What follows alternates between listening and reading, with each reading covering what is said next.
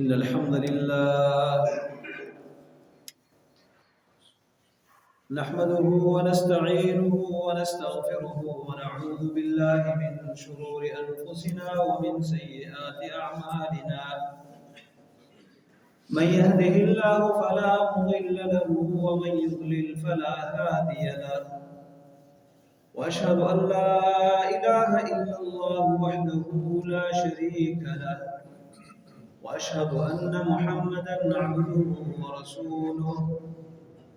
أما بعد فإن خير الحديث كتاب الله، وخير الهدي هدي محمد صلى الله عليه وسلم، وشر الأمور محدثاتها، وكل محدثة بدعة، وكل بدعة ضلالة، وكل ضلالة في النار. أعوذ بالله السميع العليم من الشيطان الرجيم، من همزه ونفخه ونفثه. يا أيها الذين آمنوا اتقوا الله حق تقاته ولا تموتن إلا وأنتم مسلمون. يا أيها الناس اتقوا ربكم الذي خلقكم من نفس واحدة، وخلق منها زوجها، وبث منهما رجالا كثيرا ونساء. واتقوا الله الذي تساءلون به والأرحام، إن الله كان عليكم رقيبا.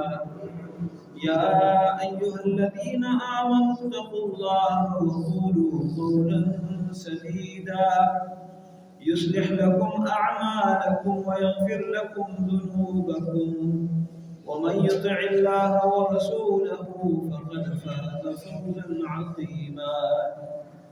اللهم صل على محمد وعلى آل محمد كما صليت على إبراهيم وعلى آل إبراهيم إنك حميد مجيد.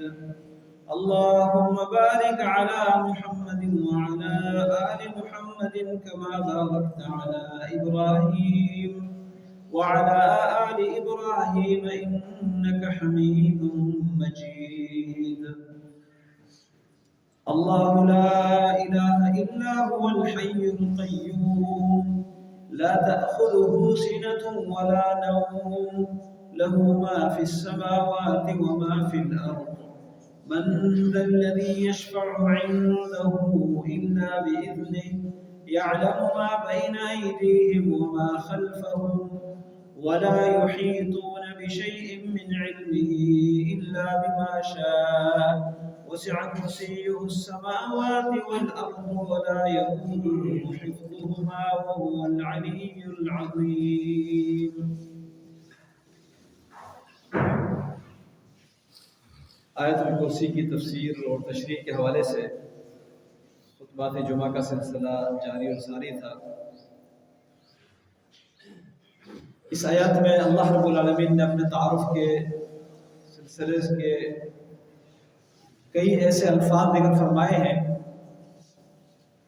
جو سراسر اللہ رب العالمین کی توحید، وحدانیت اور اس کے کمال اور اس کے بلندی اور عظمت پر دلالت کرنے والے الفاظ ہیں۔ اللہ رب العالمین نے اس سورہ کے شروع میں اپنا نام ذکر فرمایا ہے، اور پھر اس کا تعارف اللہ نے ذکر کیا ہے کہ یہ اللہ جس کے متعلق اللہ رب العالمین اس آیات میں بیان فرما رہے ہیں اس کے کیا اوصاف اور کیا صفات ہیں۔ تو آج اس آیات کا 7واں جملہ جس میں رب العالمین نے اپنا تعارف کروایا ہے وہ ہے وَلَا يُحِيطُونَ بِشَيْءٍ مِّنْ عِلْمِهِ۔ اللہ رب العالمین ایسی ذات ہے، اس سے پہلے فرمایا يَعْلَمُ مَا بَيْنَ أَيْدِيهِمْ وَمَا خَلْفَهُمْ، جو ان کے آگے ہیں یا ان کے پیچھے ہیں سب اللہ تعالیٰ جانتا ہے۔ آگے سے مراد عرض کر چکا تھا کہ جو ان کے سامنے ہیں یا ان کے پیٹھ پیچھے ہیں، موجود نہیں ہے، غائب ہے، یا جو دنیا میں ہے یا جو آخرت میں ہے، یا جو گزر چکا ہے یا بعد میں آنے والا ہے، سب اللہ رب العالمین جانتا ہے۔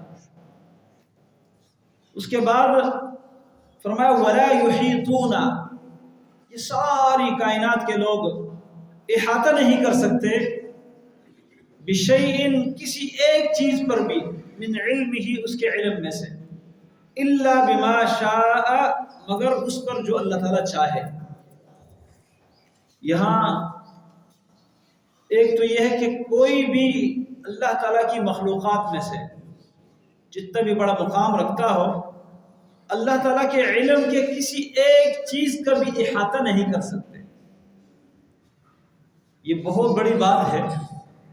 احاطہ کرنے کا مطلب یہ ہے کہ اپنے علم میں کسی چیز کی ہر چیز کو لے کے آنا کہ یہ کیا ہے، اس کا نام کیا ہے، یہ کب پیدا ہوا ہے، کب تک رہے گا، اس کے پیدا ہونے کا مقصد کیا ہے، اور اس پر کیا کیا حالات گزریں گے، کیا کیا گزر چکے ہیں، اور آگے اس کو کیا ہوگا۔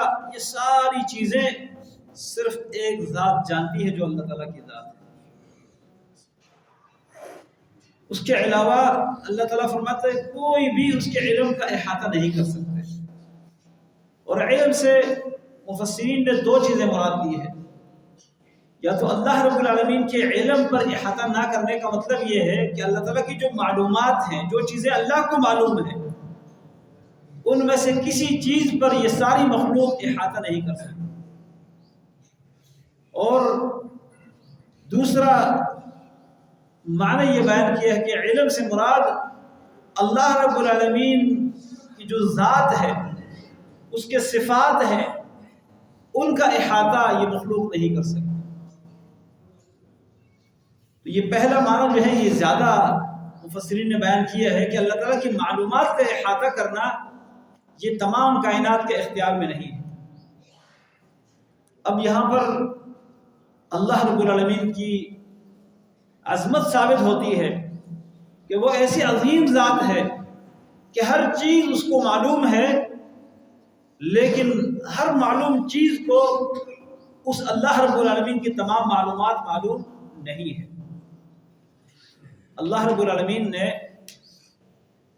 آدم علیہ السلام کو پیدا فرمانے کا ارادہ فرمایا، اور اس ارادے کا اللہ نے اظہار کیا، تو فرشتوں نے اپنی رائے ظاہر کی۔ اللہ نے فرمایا انی جاعل فی الارض خلیفہ، میں زمین کا اختیار سنبھالنے والا، زمین پر زندگی گزارنے والا ایک مخلوق بنانے والا۔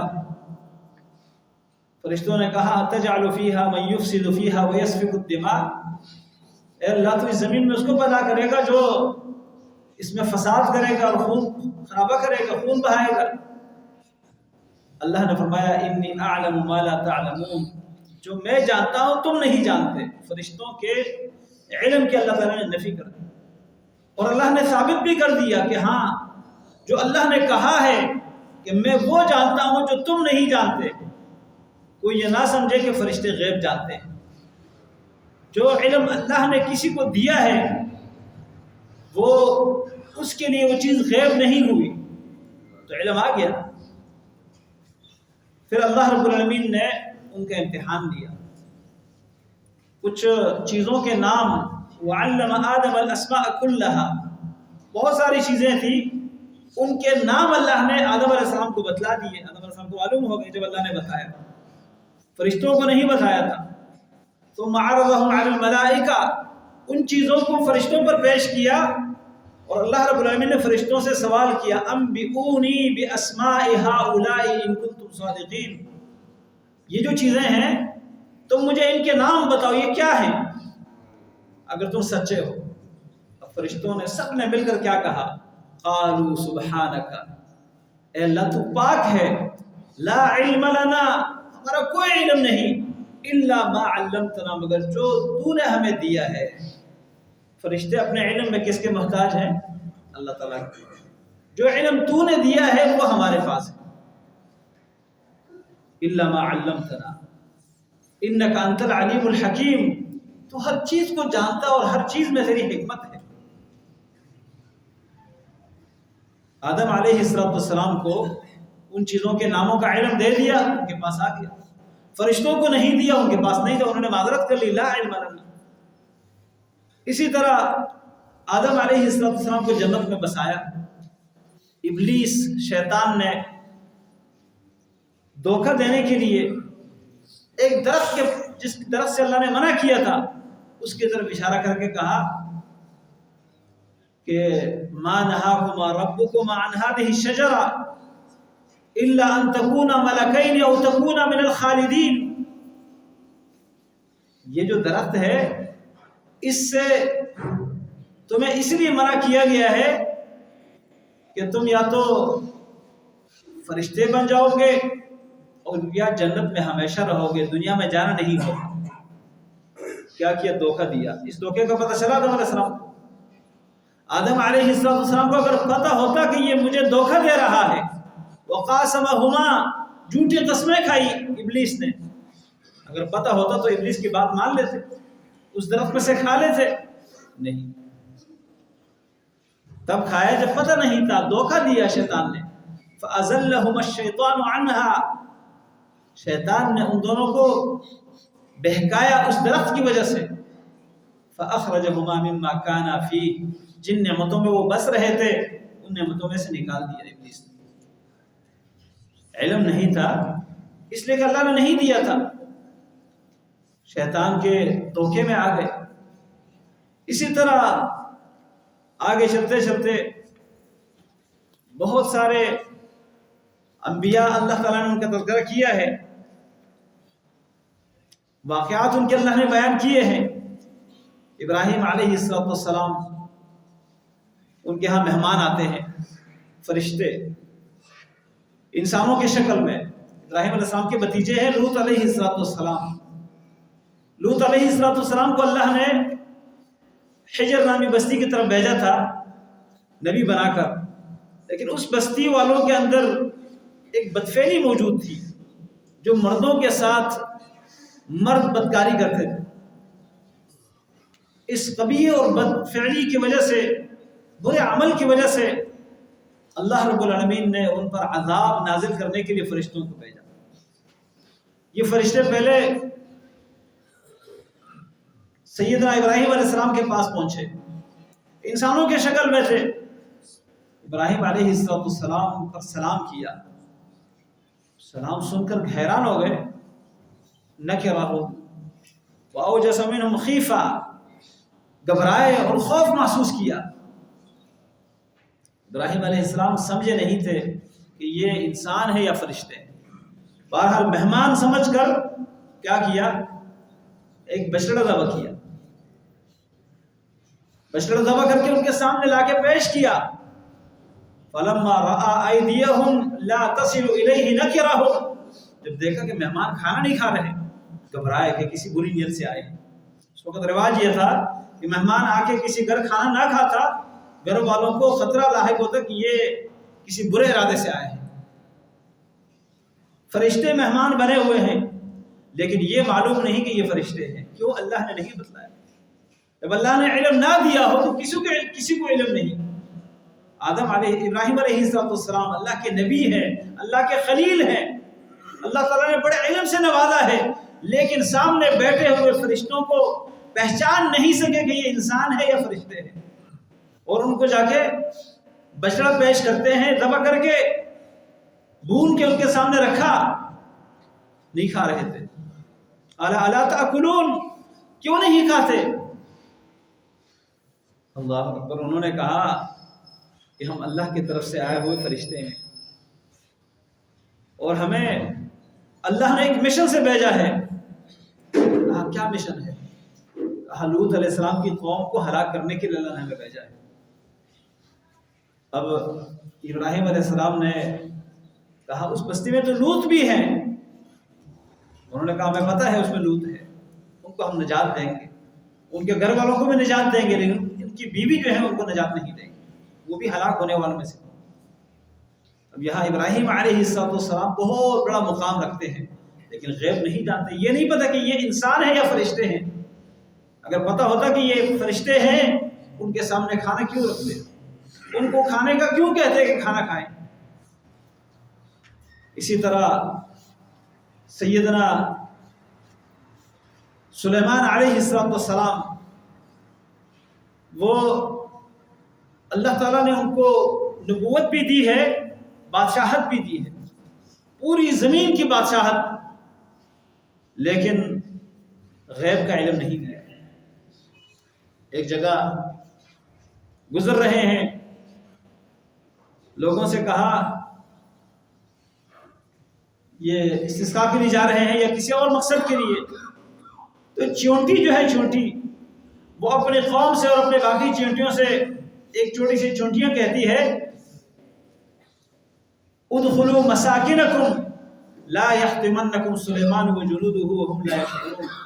اپنے پیروں میں داخل ہو جاؤ، زمین کے سوراخوں میں داخل ہو جاؤ، ایسا نہ ہو کہ سلیمان تمہیں کچل دے اور ان کا لشکر ان کو پتہ ہی نہ چلے. یعنی چیونٹیوں کو بھی یہ بات کا علم ہے کہ سلیمان علیہ السلام غیب نہیں جانتے، اور یہ حقیقت آگے واضح ہو گئی.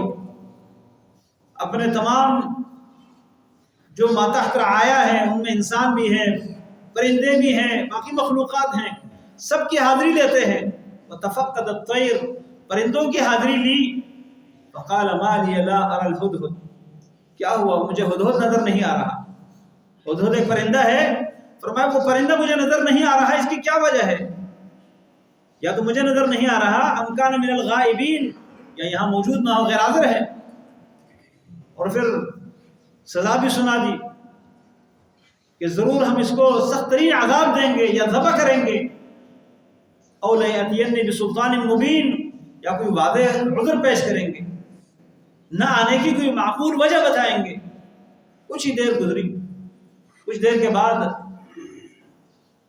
ہدہد پیش ہوا، کہنے لگا احطت بما لم تحط به وجئتك من سبأ بنبأ یقین.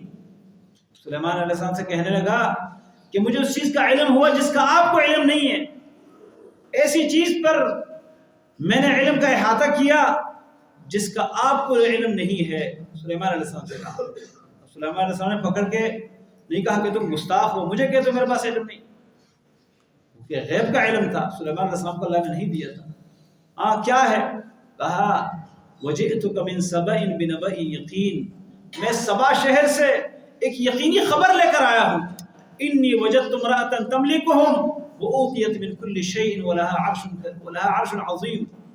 سبا کے جو شہر والے ہیں، ان کی بادشاہت کرنے والی ایک عورت ہے، ملکہ سبا، جس کا نام مفسرین نے بلقیس لکھا ہے. اس ملکہ کو ان لوگوں نے بادشاہت سونپ دی ہے، اور اس کے پاس ہر دنیا کی نعمت اور سہولت ہے. وہ اوتیت من کل شیء، مالا مال ہے دنیا کی دولتوں سے. وَلَهَا عَرْشٌ عَظِيمٌ، اور اس کا تخت بھی بہت بڑا ہے.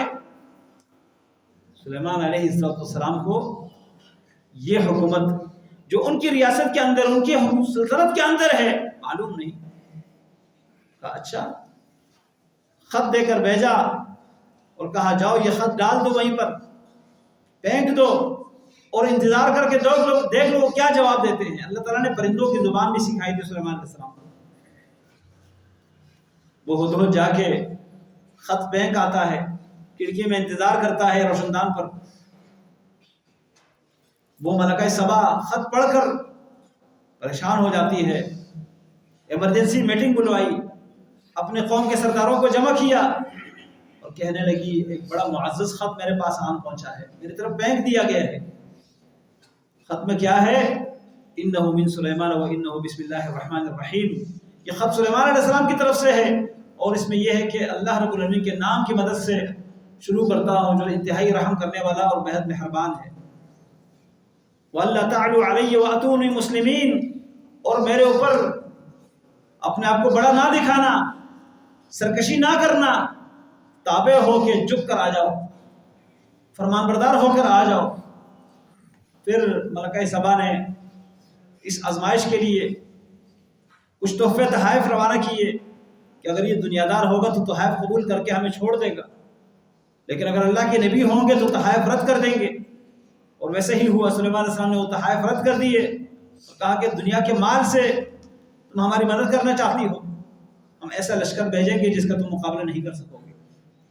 بہرحال وہ ملکہ اپنی قوم کے ساتھ مسلمان ہو گئی اور آ کر سلیمان علیہ السلام کی تابع ہو گئی۔ تو سلیمان علیہ السلام کے بارے میں اللہ نے فرمایا کہ ہدہد نے اس کے سامنے یہ کہا کہ ایسی چیز کی مجھے خبر ہوئی جس کی آپ کو خبر نہیں ہے، یعنی غیب کی خبر سلیمان علیہ السلام کو بھی نہیں تھی۔ آگے جنات کا واقعہ اللہ نے ذکر کیا ہے، پہلے آپ سن چکے ہیں کہ جنات کے بارے میں جو لوگوں کا خیال ہے کہ یہ غیب جانتے ہیں، اللہ تعالیٰ فرماتے ہیں جنات کو سلیمان علیہ السلام کے لیے ہم نے تابع کر دیا تھا۔ یعملون له ما یشاء من محارب وتماثیل وجفان کالجواب وقدور الراسیات، بڑے مشکل کام سلیمان علیہ السلام ان سے لیتے تھے۔ کوئی سمندروں میں غوطہ کھا کے وہاں سے جواہر اور قیمتی موتیاں نکالتے تھے، اسی طرح کوئی ان کے لیے آبادیاں بناتے تھے، جو یہ چاہتے ان سے بنوا لیتے۔ محاریب بڑی خوبصورت بلڈنگیں، اسی طرح وہ تماثیل مختلف نقش و نگار، وہ جفان بڑے بڑے تھال، کل جوابی جیسے حوض اور تالاب ہوتے ہیں، تالابوں کی طرح بڑے بڑے حوض، وہ قدور الراسیات اور ایسی ہنڈیاں جو اپنی جگہ پر گاڑی ہوئی ہوتی ہے وہ اس جگہ سے منتقل نہیں کی جاتی، اتنی بھاری ہنڈیاں اور دیگچیاں۔ فرمایا یہ شیاطین یہ کام کرتے تھے، اور آخر کار سلیمان علیہ السلام نے ان سے بیت المقدس کی تعمیر کا کام بھی کروایا، بڑا مشکل کام تھا، اور یہ لوگ بھی سلیمان علیہ السلام کے رعب سے کام کرتے تھے۔ اللہ رب العالمین نے وہ کام مکمل کروانا تھا۔ سلیمان علیہ السلام لاٹھی پر ٹیک لگائے ہوئے، لاٹھی ہاتھ میں ہے، اس کے اوپر ٹیک لگا کے کھڑے ہیں، ان کی نگرانی کر رہے ہیں، اور اسی حالت میں ان کو موت آئی۔ موت آنے کے تقریباً 1 سال بعد ان جنات کو اور باقی لوگوں کو پتہ چلتا ہے ان کے وفات کے بارے میں۔ اللہ تعالیٰ فرماتے ہیں قرآن کریم میں ما دلہم علی موتہ الا دابۃ الارض تأکل من سأتہ، جنات کو سلیمان علیہ السلام کی موت کی خبر کس نے دی ہے؟ زمین کی ایک کیڑے نے، جس کو دیمک کہا جاتا ہے۔ تأکل من سأتہ، وہ دیمک سلیمان علیہ السلام کے سلیمان علیہ السلام کے لاٹھی کو کھاتے کھاتے جب وہ لاٹھی بوسیدہ ہو گئی، فلما خر، جب سلیمان علیہ السلام گر پڑے، تبینت الجن، جنات کو پتہ چلا، لو کانوا یعلمون الغیب، اگر یہ غیب جانتے، ما لبثوا فی العذاب المہین، اس رسوا کرنے والے عذاب میں یہ وقت نہ گزارتے۔ اتنا مشکل کام جو ان سے لیا گیا ہے، یہ کام چھوڑ کے بھاگ جاتے، لیکن پتہ نہیں تھا کہ سلیمان علیہ السلام فوت ہو چکے ہیں۔ تو جنات کو بھی غیب کی خبر نہیں ہے۔ اسی طرح اور انبیاء، موسیٰ علیہ السلام، عیسیٰ علیہ السلام، یہاں تک کہ محمد رسول اللہ صلی اللہ علیہ وسلم، بے شمار واقعات ہر نبی کے بیان کرنے پر اگر آ جائیں تو یہ وقت بڑا مختصر رہ جائے گا۔ رسول اللہ صلی اللہ علیہ وسلم کے پاس عقل، عرینہ، یہ 2 قبیلے ہیں، یہ آ کر کہتے ہیں کہ ہمیں قرآن پڑھانے کے لیے، دین سمجھانے کے لیے، دینی تعلیمات فراہم کرنے کے لیے کچھ لوگ چاہیے، کیونکہ ہمارے علاقے میں سارے لوگ آپ پر ایمان لا چکے ہیں، آپ ہمارے ساتھ کسی کو بھیج دیں۔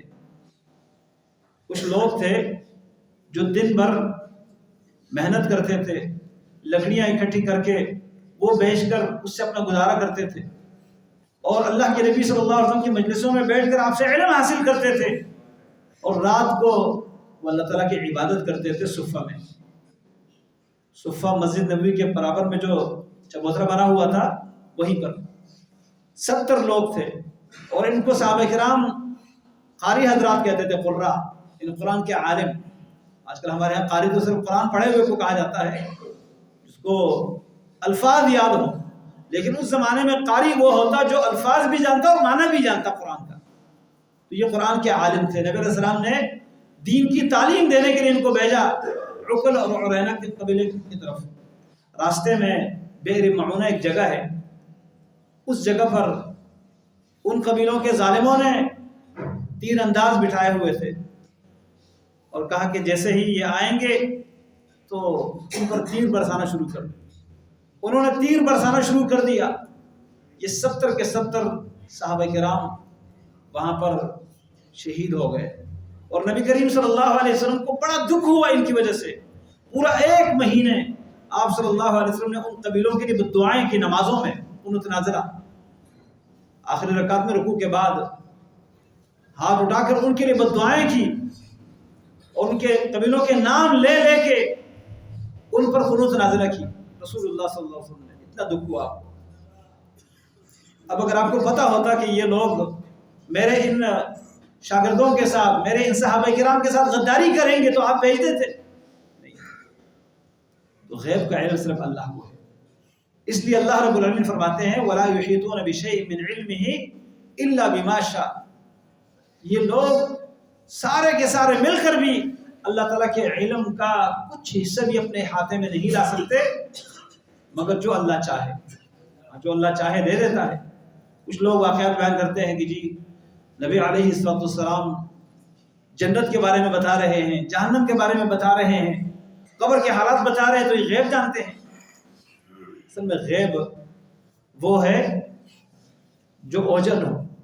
آپ یہاں بیٹھے ہوئے حرم شریف براہ راست نماز، وہاں کا خطبہ ابھی سے کچھ دیر بعد، آدھا گھنٹے کے بعد تقریباً آپ ٹیلی ویژن پر بیٹھ جائیں،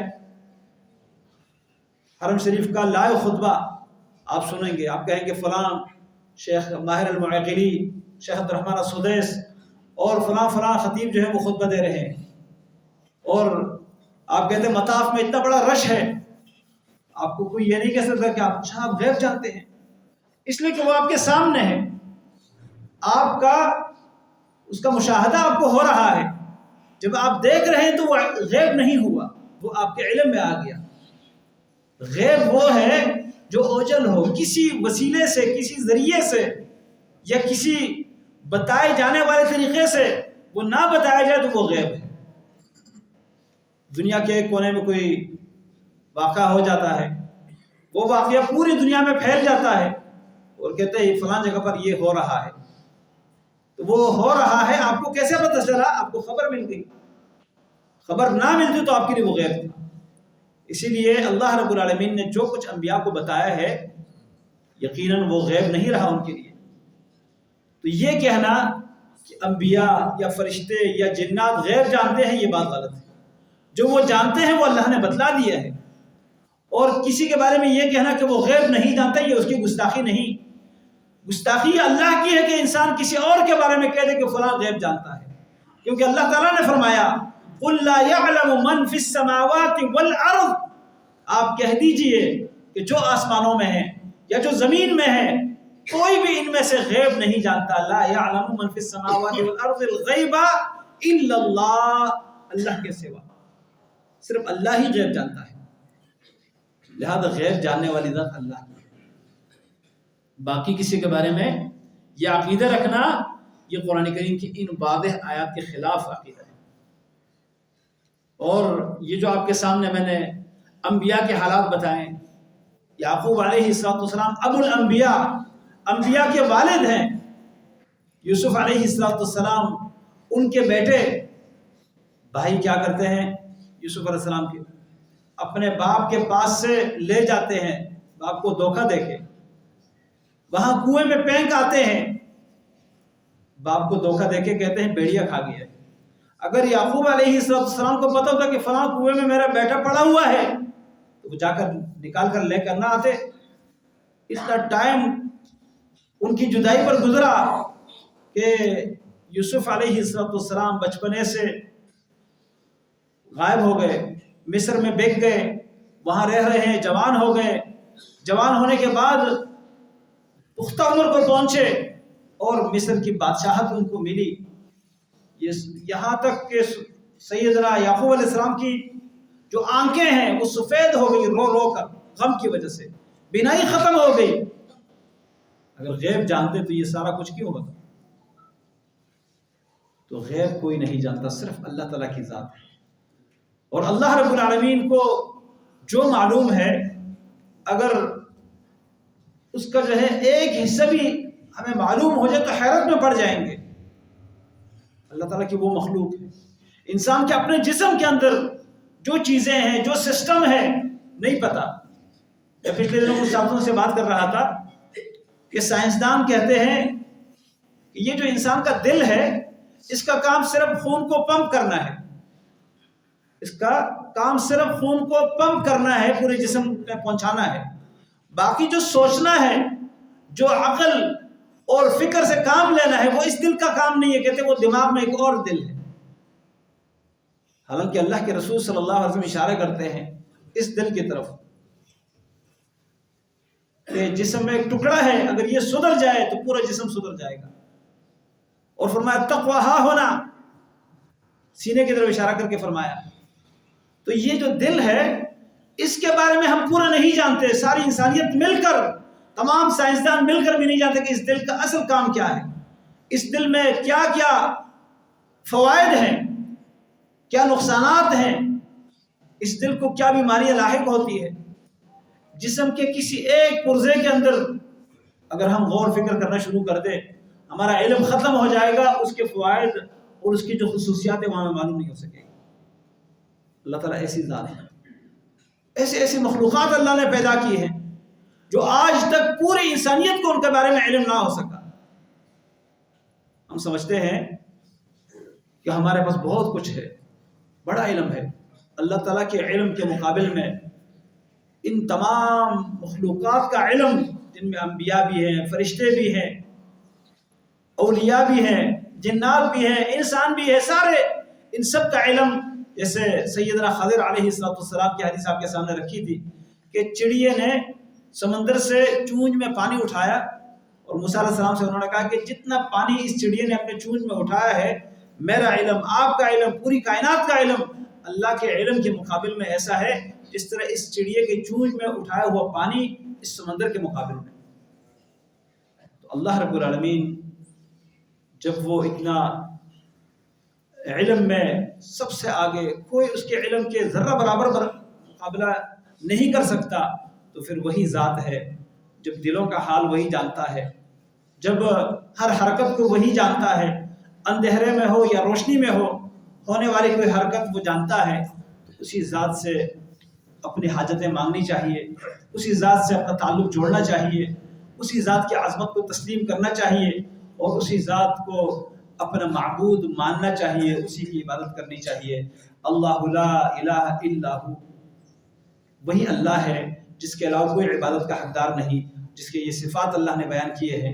اللہ رب العالمین ہمیں اس رب العالمین کے صفات کو سمجھنے کی توفیق عطا فرمائے، کیونکہ یہ سب سے بڑا علم ہے، اللہ تعالیٰ کے بارے میں جاننا۔ تمام چیزوں کے بارے میں جو لوگ جاننے کی کوشش کرتے ہیں، یہ علوم معمولی ہے۔ جو اللہ کے بارے میں جاننے کی کوشش کرتے ہیں، اللہ رب العالمین ایسی ذات ہے جس کے بارے میں جاننا، اس کے بارے میں علم حاصل کرنا، یہ تمام علوم سے بھی زیادہ افضل اور بہتر علم ہے۔ اللہ تعالیٰ ہمیں اس کے بارے میں معرفت اور علم عطا فرمائے، تاکہ کما حق کہو ہم اس سے ڈرے، کما حق کہو اس سے محبت کرے، کما حق کہو اس کی عبادت کرے۔ اقول قولی ھذا واستغفر اللہ لی ولکم ولسائر المسلمین۔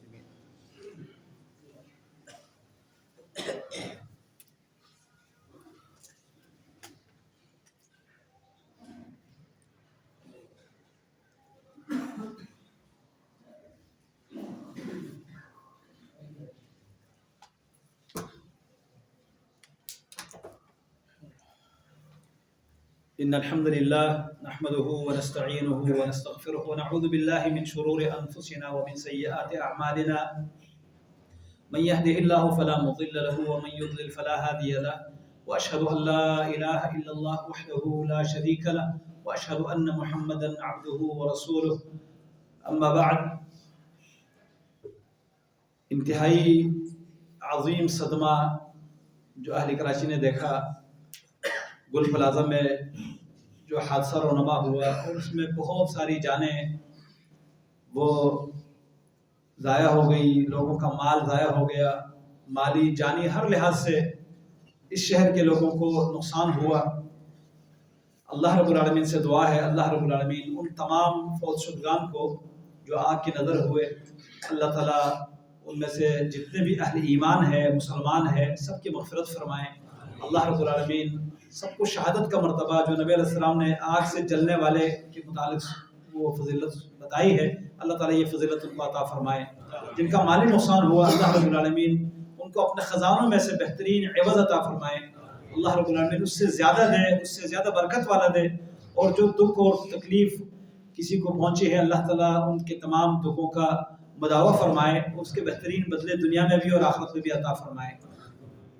لیکن ہمیں ایک یہاں جو سبق لینا ہے وہ یہ ہے کہ یہ لوگ جو اپنے آنکھوں سے موت کو دیکھ رہے ہیں اور اس کو گلے لگا رہے ہیں، یہ ان کے وہم گمان میں بھی صبح نہیں تھا کہ ہمیں، بلکہ دن کے آخری حصے میں بھی جب تک یہ واقع رونما نہ ہوا تھا اس وقت ان کے وہم گمان میں بھی نہیں تھا کہ ہم اس حالت سے دوچار ہو سکتے ہیں۔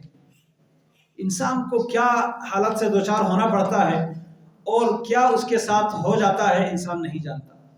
اس لیے انسان کو اگلے لمحے کے لیے جو فکر مند ہونا ہے وہ یہ ہے کہ اللہ کے ساتھ انسان کا معاملہ کلیئر ہو اور لوگوں کے جو معاملات ہیں وہ بھی کلیئر ہو، کیونکہ نہیں پتہ چلتا دوبارہ کلیئر کرنے کا موقع ملتا ہے یا نہیں ملتا۔ اس لیے اپنے معاملات کلیئر کرنے چاہیے، اور جب گھر سے انسان نکلتا ہے تو یہ نہ سوچے کہ میں واپس خود آ سکتا ہوں، نہیں پتہ، ممکن ہے۔ یہ لوگ کیا جانتے تھے؟ ایک ہے کہ داستان سن کر انسان کو رونا آتا ہے، اور وہ بھی ہماری طرح گھر سے نکلے تھے تو یہ خیال تھا کہ ہم واپس لوٹ کر آئیں گے۔ کیا کیا تمنائیں تھیں ان کے دلوں میں، کیا کیا خریداری کرنے کے لیے لوگ گئے تھے، لیکن انسان کی دنیا کی ہر تمنا ایسے رہ جاتی ہے، کیونکہ یہ دنیا ہے ہی بے وفا۔ تو جو وفادار چیز ہے وہ انسان کا نیک عمل ہے، اور یہ عمل انسان کو پھر وہاں پر بھی کام آئے گا جو انسان کے حقیقی رہائش گاہ ہے۔ تو اس لیے میرے محترم بھائیوں، اصل ہمیں دوڑ بھاگ آخرت کے لیے کرنی چاہیے، اور یہ دنیا عارضی ہے، بے وفا ہے، یہاں کی تمنائیں بھی ادھوری رہ جاتی ہے، یہاں کی آرزوئیں بھی پوری نہیں ہوتی، اور یہاں پھر کچھ مل بھی جائے تو وہ دوبارہ چن جاتا ہے۔ یہ دنیا رلاتی بھی ہے اور ہنساتی بھی ہے، یہاں کا رونا بھی عارضی ہے اور یہاں کا ہنسنا بھی عارضی ہے۔ اس لیے ہمیں آخرت سے دل لگانا چاہیے اور اس کے لیے تیاری کرنی چاہیے۔ اللہ رب العالمین تمام اہل ایمان کی مغفرت فرمائے۔ اللہ رب العالمین سے دعا ہے جتنے بھی اس میں نقصان کسی کا ہوا ہے ان نقصانات کا اللہ تعالیٰ بہتر بدلہ عطا فرمائے۔ اور کچھ بھائیوں نے دعا کی درخواست کی ہے، چودھری رفیق صاحب کی طرف سے ہمارے بھائی چودھری اعجاز صاحب نے درخواست بھیجی ہے، ان کا بھی جمعے کی نماز کے بعد طبہ اسپتال میں بائی پاس ہے دل کا، تو اللہ رب العالمین سے دعا ہے اللہ تعالیٰ ان کا یہ آپریشن کامیاب بنائے، ان کو مکمل صحت اور عافیت عطا فرمائے۔ اسی طرح ریاض بھائی ہمارے یہاں کے ایک بھائی ہیں، نمازی ہیں، اللہ رب العالمین ان کو بھی صحت عافیت عطا فرمائے۔ دیگر بھی جتنے مسلمان بیمار ہیں اللہ رب العالمین تمام مسلمان بیماروں کو شفائے کاملہ صحت عاجلہ عطا فرما دے۔ اللہ رب العالمین تمام مسلمانوں کی پریشانیاں دور کر دے۔ اللہ تعالی ہم سب کی حالت پر رحم فرمائے۔ ربنا ظلمنا انفسنا وان لم تغفر لنا وترحمنا لنكونن من الخاسرين۔ ربنا آتنا في الدنيا حسنة وفي الآخرة حسنة وقنا عذاب النار، وصلى الله تعالى على خير خلقه محمد وعلى آله وأصحابه أجمعين برحمتك يا أرحم الراحمين۔